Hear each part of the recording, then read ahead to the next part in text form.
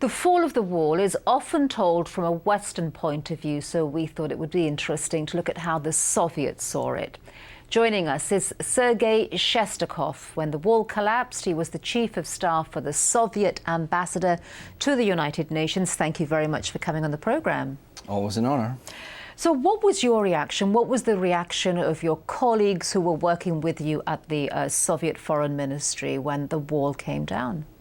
Oh, the feelings were definitely mixed, and we had so many questions to our own leadership for their role in the whole events, in the chain of events, and too few answers.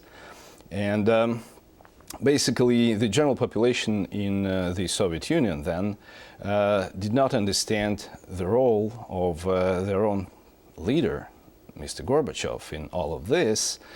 And although there was always a sense of historic fairness to the German nation being reunited again, there was still a sense of the Soviet Union being shortchanged by the West again. Mm-hmm. So, well, Gorbachev does remain wildly popular in the West for his role in heralding the fall of the Berlin Wall and the collapse of communism in the Soviet Union.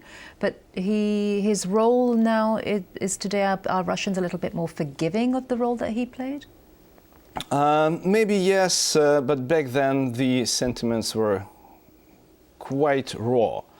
And especially the year 1989 was so tumultuous towards the integrity of the Soviet Union. Things started to collapse in the Caucasus. Of course, the Baltic republics were on the brink of walking away, and everybody was thinking, hey, what this leadership of ours is doing, paying attention to the West and not really taking care of what's going on in the Soviet Union. So when the wall fell, did it seem to you, to your colleagues, to your family, your friends, that the fall of the Soviet Union was inevitable at that time? Because it didn't happen for another 2 years.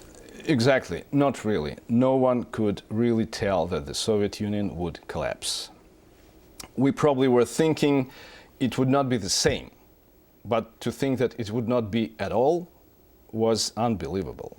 So we were still thinking that it would reform, and there would be more liberties, more freedom introduced, and Gorbachev already had introduced glasnost, openness.